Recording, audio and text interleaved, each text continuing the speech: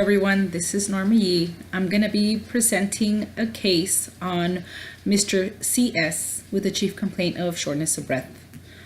This is an ill-appearing 87-year-old Hispanic male with a past medical history of congestive heart failure, hypertension, diabetes mellitus type 2, dyslipidemia, and arthritis, who presented to the ER with a chief complaint of shortness of breath, onset 3 days ago. Duration was intermittent, degree was moderate. Character, he described it as suffocation. Associated symptoms are fatigue and weakness.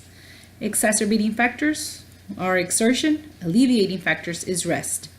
The patient is a good historian, and the HPI is complemented by his spouse, who is at the bedside. The patient reports that he has been feeling short of breath for the last 3 weeks, but his symptoms got worse 3 days ago. The patient reports that he has been falling asleep in a recliner or uses about 3 pillows to sleep. The patient's wife reports that she has been noticing that he falls asleep everywhere all the time.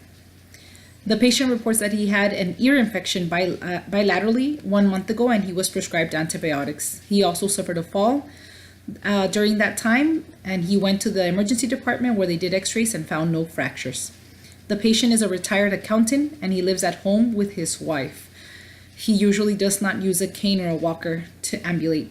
He reports that he was a former smoker. He quit 20 years ago, and prior to quitting, he reports smoking 3 packs per day.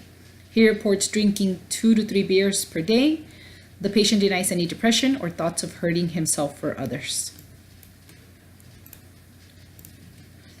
The patient medication list currently is Nifedical, Excel, 30 milligrams per day, irbesartan hydrochlorothiazide, 300 milligrams and 12.5 milligrams daily, simvastatin, 40 milligrams daily, labetalol, 100 milligrams BID, and L-carnitine, 500 milligrams daily.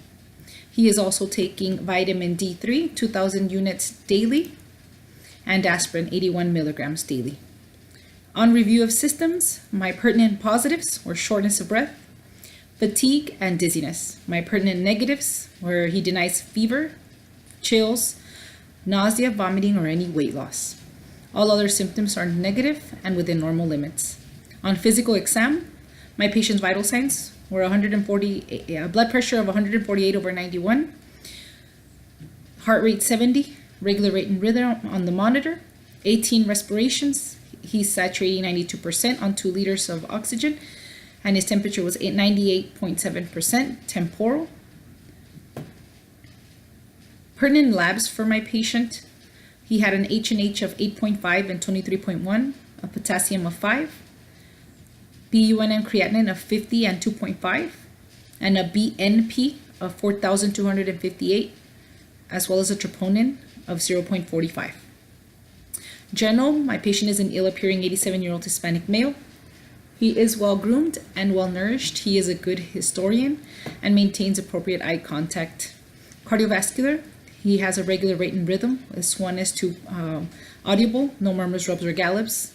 He has positive right JVD at 45 degrees, positive for pre-tibial pitting edema, +2 bilateral. He also has pedal pulses palpable, bilateral, and a sluggish cap refill on all extremities. On respiratory, the patient is on 2 liters nasal cannula, saturating 92% on the monitor. He does report relief of his shortness of breath.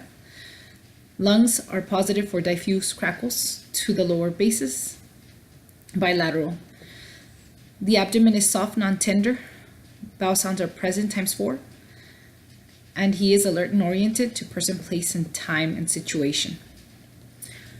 My assessment: this is an ill-appearing 87-year-old Hispanic male with a past medical history of congestive heart failure, hypertension, diabetes mellitus type 2, dyslipidemia, and arthritis, who presented to the ER with the chief complaint of shortness of breath, onset 3 days ago. My impression is a CHF exacerbation, pulmonary edema, acute on chronic kidney disease.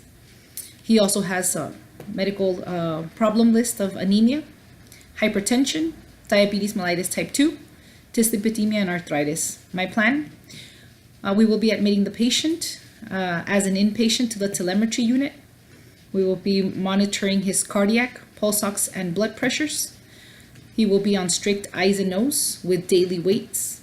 He will be placed on a cardiac/diabetic diet. He will have an 1,000 cc fluid restriction. We will be diuresing the patient with 40 milligrams of Lasix BID.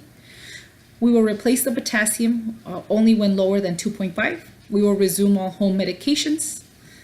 Cardiology and nephrology will also be consulted. Labs will be repeated, a CBC, CMP, and BNP, and we will wait for further recommendations from the consulting physicians.